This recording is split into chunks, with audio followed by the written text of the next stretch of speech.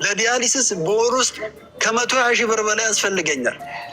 ለአንድ ምርመራ ግን እዚህ ጋር ሙሉ ጤና ይዞ ምግቡን፣ አመጋገቡን፣ ሁሉን ነገር አስተካክሎ በትንሽ ብር የዘላለም ነፃነቱን ያገኛል። ከተያዝን ግን የምናገኘውም የምንሰራው ምን እንዳለ ለሆስፒታል ነው የሚሆነው። ከዛ በኋላ እንደገና አሁን በጄን ፌስቱላ ሰርቼ በሳምንት 3 ቀን ገንዘብ ካለኝ አደርጋለሁ። ገንዘብ ከሌለኝ ደግሞ 2 ቀን፣ በጣም ገንዘብ ከቸገረኝ ደግሞ 1 ቀን፣ እጅግ በጣም ደግሞ እጄ ላይ ገንዘብ ሲያጠር በ15 ቀን አንዴ። ያም የሆነው በጣም ታፍኜ በጣም መጥፎ ስቃይ ውስጥ ገብቼ ነው። ዲያሊሲሱ ያመጣብኝ የአጥንት መሳሳት አለ፣ ሌላም ነገር የልብ ኬዝ አለብኝ። ይህ ሁሉ ያመጣው ስኳርና ግፊት ነው። እኔ ቅድምም ተናግሬያለሁ። አመጋገቤን አስተካክዬ ቢሆን ዛሬ ላይ የሚገርም የተሻለ ነገር ማምጣት እችላለሁ። ስኳርንም ግፊትን መድኃኒት ትቼ በንጹህ አቋም ላይ ይገኝ ነበር። ግን በቃ አላለልኝም ዶክ። ብቻ እኔ ለአንተ ቃላት የለኝም። እባካችሁ ሁላችሁም ኮሜንት ላይ እድሜ ስጥ እግዚአብሔር ይባርክ በሉልኝ። በምታምኑት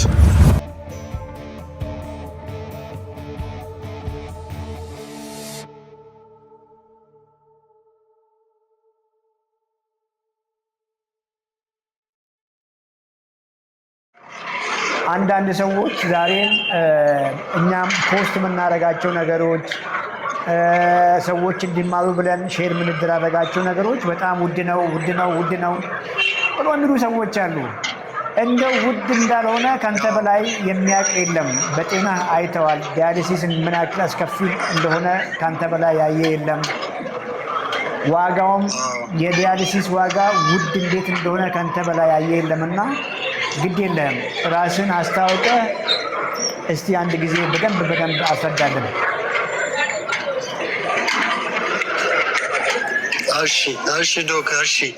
እሺ ዶክ አመሰግናለሁ በጣም።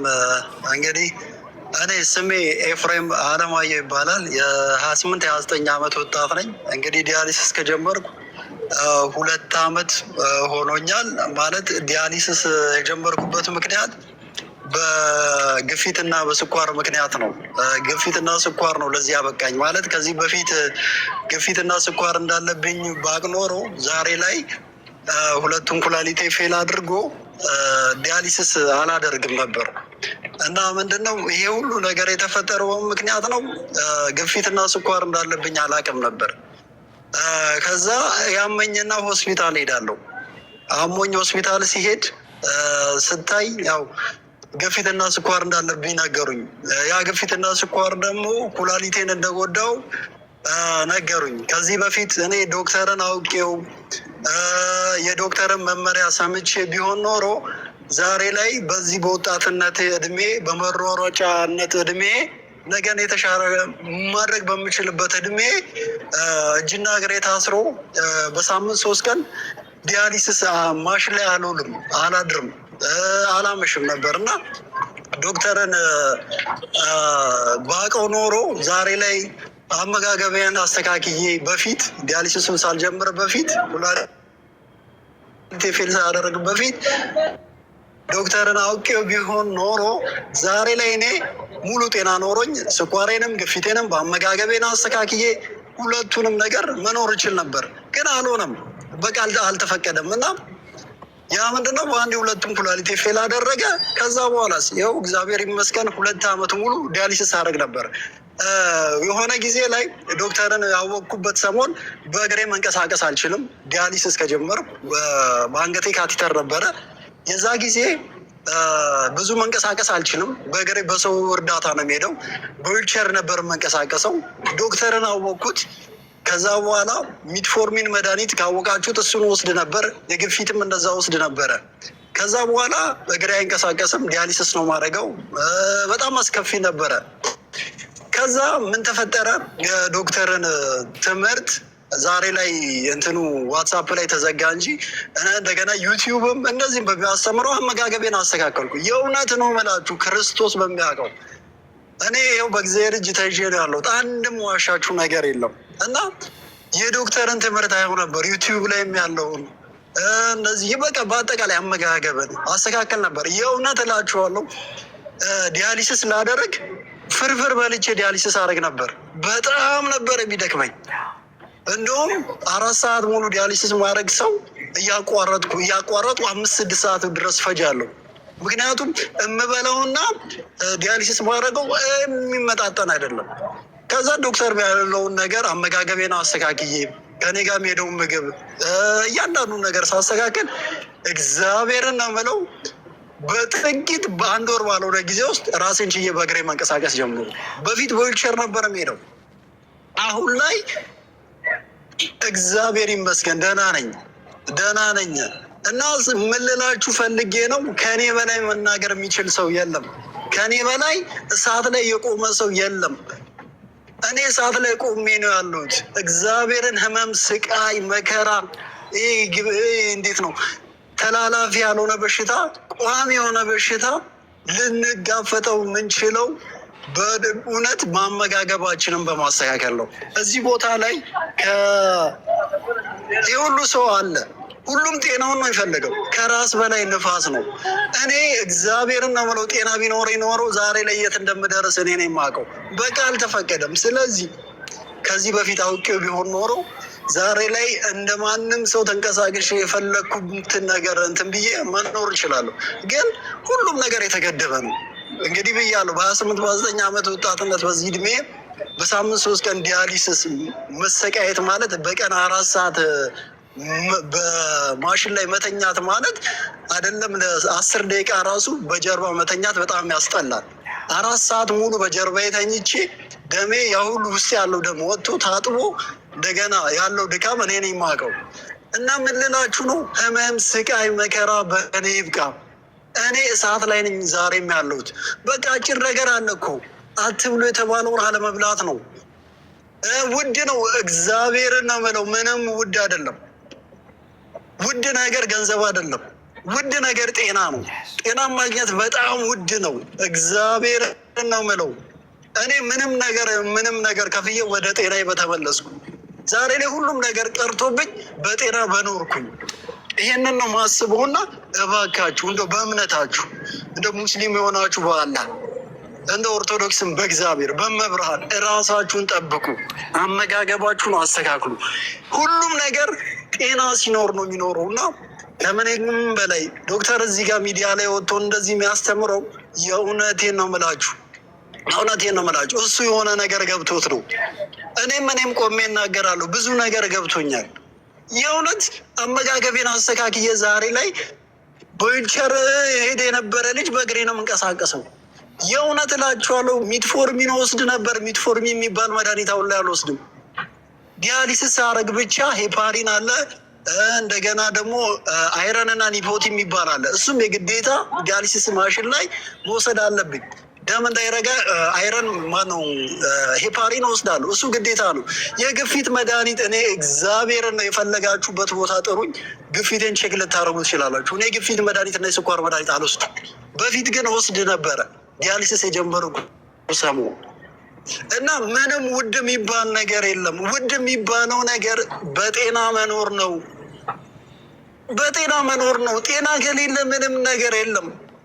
ምክንያቱም እኔ እያየሁት ነው ያለሁት። በጣም በስቃይ ውስጥ ነው እየኖርኩ ያለሁት። ክርስቶስን ነው የምላችሁ። የዲያሊሲስም እያጣው በጣም ብዙ ነገር እንትን እያለኝ ነው። ግን ዛሬ ላይ እንደኔ ሊያስተምር እንደኔ ሊናገር የሚችል ማንም ሰው የለም። ማንም። ምክንያቱም ተይዤ ነው ያለሁት፣ እሳት ላይ ነው ያለሁት እና ከምንም በላይ እኔ ልናገር ፈልገው ምንም ውድ አይደለም። 10,000 20,000 30,000 50,000 100,000 ብር ምንም ማለት አይደለም። ሆስፒታል ሲያዝ ግን እኔ እግዚአብሔር ነው የምላችሁ ለዲያሊሲስ በወር ውስጥ ከ120,000 ብር በላይ ያስፈልገኛል። ከ120,000 ብር በላይ ለአንድ ምርመራ ግን እዚህ ጋ ሙሉ ጤና ይዞ ምግቡን፣ አመጋገቡን፣ ሁሉን ነገር አስተካክሎ በትንሽ ብር የዘላለም ነፃነቱን ያገኛል።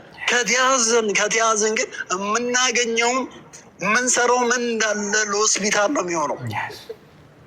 ለመኖር ሲል ደግሞ እኔ በቃ የተቻለኝን ነገር አደርጋለሁ። ለምን እንደዚህ ይሆናል? አመጋገባችንን እናስተካክል። በቃ ዶክተር እኮ ይችላል፣ በቃ ይችላል። ይሄ ለማንም የሚነገር አይደለም። ዶክተር ከማን ነው እንዴ? ገስ ለማስገባት እኮ አንድ አበባ ሁለት አበባ ይሄን አምጣና ትገባለህ ነው የሚለው። እሱ ማንን እንደዚህ ያደረገ? ማንን ምን አለ? በነፃነት እንዲቁጭ ብሎ ይህን ሁሉ ሰው ማስተማር ማለት እግዚአብሔርን ነው ምላችሁ። የሆነ ነገር የገባው ነገር አለ። ስለዚህ ዶክተር እያለ ተጠቀሙበት።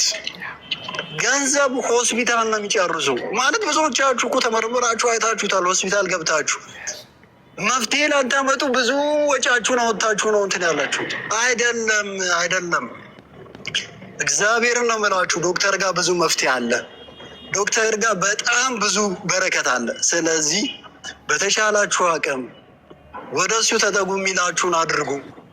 ሁሉም ነገር በአንድ ምሽት በአንድ ነገር የሚስተካከል ነገር የለም። ሁሉም ነገር የሚሆነው በሂደት ነው አይደለ? እርጎም የሆነው ወተትም ቀስ ብሎ ጊዜ ፈጅቶበት ጊዜ ወስዶ ነው የሚረጋው። ስለዚህ በአንዴ ለውጥም ላይ መጣ ይችላል።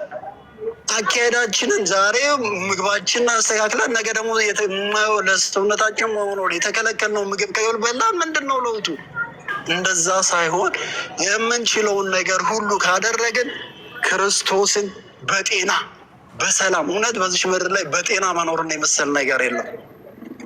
በጤና በሰላም በፍቅር ከቤተሰቦቻችን ጋር የተሻለ ህይወት መኖር እንችላለን። ስለዚህ ዛሬ ላይ እኔ ልናገር፣ ዛሬ ላይ እኔ ላስተምር፣ ዛሬ ላይ እንደዚህ ሆኜ ለመሆን የምችለው በቃ በእኔ ይብቃ፣ ስቃይ በእኔ ይብቃ። ግፊትና ስኳር አስቀያሚ ነው፣ እንደ ቀላል አንየው። ሲከፋ ምንድነው የሚሆነው? ኩላሊት ፌል ያደርጋል። እኔ በአንገቴ ነበር ካቲተር የነበረው።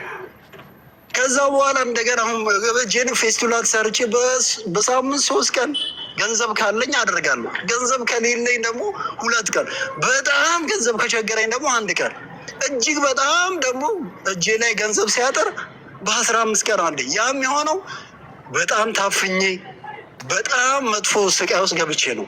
ከዛ ባለፈ ምን አይነት ችግር አለብኝ? ዲያሊሲሱ ያመጣብኝ የአጥንት መሳሳት አለ፣ ሌላም ነገር የልብ ኬዝ አለብኝ። ይህ ሁሉ ያመጣው ስኳርና ግፊት ነው። እኔ ቅድምም ተናግሬያለሁ። አመጋገቤን አስተካክዬ ቢሆን ዛሬ ላይ የሚገርም የተሻለ ነገር ማምጣት እችላለሁ። ስኳርንም ግፊትን መድኃኒት ትቼ በንጹህ አቋም ላይ ይገኝ ነበር። ግን በቃ አላለልኝም፣ አልተፈቀደም። እኔ ዛሬ ላይ እንደዚህ መሆኔን አላማርም። ምክንያቱም በዲያሊሲስም እየኖርኩ ነው። እግዚአብሔር ይመስገን እላለሁ። ምናልባት የመጨረሻ የሚባለው ምን ተነፍሳት አየር ስትቋረጥ ነው። እስከዛ ድረስ ግን ብዙ ስቃይ ብዙ መከራ አለ። ለምን እናንተ 100 በላይ እዚህ ውስጥ ሰዎች አላችሁ፣ እየሰማችሁ ነው። ከኔ በብዙ ትሻላላችሁ። እግዚአብሔር ነው የምለው። እኔ ሩጫ አልችልም፣ በዚህ በወጣትነት እድሜ አልችልም። ምክንያቱም ዲያሊሲሱ አድቅቆኛል። የአጥንት ኬዝ አለብኝ፣ የልብ ኬዝ አለብኝ፣ እንደገና ዲያሊሲሱ አለ እና እባካችሁ ተይዛችሁ ላፊ ወጪ ከማውጣት በአጭሩ እዚህ ጋር ከዶክተር ጋር ነገሮችን አስተካክላችሁ በነፃነት ኑሩ። በነፃነት ኑሩ ነው የምለው። ለሰው ልጅ ነፃነት ከእግዚአብሔር የተሰጠው ነው። ምድራዊ በሽታ ነገር ደግሞ ሊያሰቃየው ሊያማረው አይገባም። ዶክተር ባይኖር አስቡት። በጣም እኔ እስከ ዛሬ ዊልቸር ና አይደኝ። ምክንያቱም ፍርፍር በልቼ ነው ዲያሊሲስ ማድረገው። ፍርፍር ሻይ በዳቦ በልቼ ነው ዲያሊሲስ ማድረግ የነበረው። አሁን ላይ ግን አመጋገቤን አስተካክዬ ሁሉን ነገር ተስተካክሎ እግዚአብሔር ይመስገን። በፊት 2 ሰው 3 ሰው ደግፎኝ ዲያሊሲስ ማድረግ በዊልቸር የሚገፋኝ ሰው ዛሬ እግዚአብሔር ይመስገን በእግሬ ሄጄ ዲያሊሲሴን አድርጌ እመለሳለሁ። ያ ሁሉ ምንድን ነው? እግዚአብሔር ጤናውን፣ ፍቅሩን፣ ሰላሙን ይስጥ። ዶክተር አንተ ለእኔ እውነት ከእግዚአብሔር በታች ክብር የሚገባ ትልቅ አንተ ከአባትም በላይ ነህና እንደው 100 ምናምን ሰዎች ትታዩኛላችሁ። ለዶክተር እድሜውን፣ ጤናውን፣ ፍቅሩን ይስጥ በሉልኝ። ከዚህ በላይ እግዚአብሔር እውነት ለኢትዮጵያ አይደለም ለዓለም በረከት ያድርግ በሉልና አመስግኑልኝ። ዶክተር እንወዳለን። ዶክተር እግዚአብሔር ቤተሰብህን ልጆችን በበረከት ይሙላ። ከዛ ባለፈ አብረው የሚሰሩትን እነ ፍቅርን ሁሉንም እግዚአብሔር ጤናውን በረከቱን ይስጣቸው፣ ያድላቸው። ደከመኝ ሳይሉ የሚያግዙህን በዙሪያ ያሉ የቢሮ ሰራተኞችን እነ ደብረ ወርቅን እግዚአብሔር ጤናውን ፍቅሩን ያድላቸው፣ እግዚአብሔር ይጠብቃቸው እና ዶክተር አመሰግናለሁ። እድሜህን እግዚአብሔር በበረከት ይሙላው እና ዶክ ብቻ እኔ ለአንተ ቃላት የለኝም። እባካችሁ ሁላችሁም ኮሜንት ላይ እድሜ ስጥ እግዚአብሔር ይባርክ በሉልኝ። በምታምኑት ኤፍሬም አመሰግናለሁ። በርታ፣ እግዚአብሔር ይማርህ፣ ጠንከር በል። ላይፍ ስታይል ውድ ነው ብላችሁ ካሰባችሁ እንግዲህ የሚመጡ ህመሞች እርካሽ እንዳልሆኑ አይታችኋል። ወክ ማድረግ በጣም ከባድ የሆነባችሁ ሰዎች እንግዲህ እንደነዚህ አይነት ህመሞች ሲመጡ ወክ ለማድረግ ወክ የሚያደርጉትን ሰዎች እያያችሁ መቅናት ትጀምራላችሁ። ቬሪ ክሊር። ዳያሊሲስ እንዴት አድካሚ እንደሆነ ተምራችኋል። ሃርት አታክ እንዴት ከባድ እንደሆነ በየጊዜው የምታዩት ነው። ስትሮክ እንዴት ከባድ እንደሆነ በየጊዜው የምታዩት ነው። አይን ማጣት እንዴት ከባድ እንደሆነ በየጊዜው የምታዩት ነገር ነው። ጤናችሁ ላይ ኢንቨስት ማድረግ ውድ አይደለም። ኖርማል በየቀኑ ጠግባችሁ የምትመገቡትን ምግብ አሻሽላችሁ መመገብ ውድ አይደለም። የተሻለ ነገር ቢኖር የተሻለ ፍሪ መንገድ ቢኖር ደስ ባለኝ። ቁጭ ባላችሁበት ምንም ሳትንቀሳቀሱ የተሻለ ሰውነት የተሻለ ጤና ማግኘት ብትችሉና ያ መንገድ ቢኖር አይዊሽ ለእኔም እመኘዋለሁ። ምንም አይነት የጡንቻ ስፖርት ሳትሞክሩ ጡንቻ በጡንቻ መሆን የምትችሉ ቢሆን ደስ ባለኝ። የተገኘውን ምግብ ፊት ለፊታችሁ ቀርቦ የፈለጋችሁትን ምግብ ጠግባችሁ እየበላችሁ የተሻለ ጤና ማግኘት ብትችሉ እኔም እሱን መንገድ መርጣለሁ። ፈጽሞ እንደዛ አይሆንም። ራይት መንገድ አለ። ራይት መንገድ ሁልጊዜ የምናወራቸው ናቸው። አንድም ጊዜ ራይቱን መንገድ ትክክለኛው መንገድ ደብቀን አናውቅም። አይናችሁን ጨፍናችሁ አንዱን ቪዲዮችንን ፒክ አድርጋችሁ ብትሰሙ ብዙ ነገር አንደርስታንድ ታደርጋላችሁ ብዬ አስባለሁ። ፐርሰናሊ ግን መታችሁ ሰርቪስ ማግኘት የምትችሉ ሰዎች መታችሁ ሰርቪስ ማግኘት ትችላላችሁ።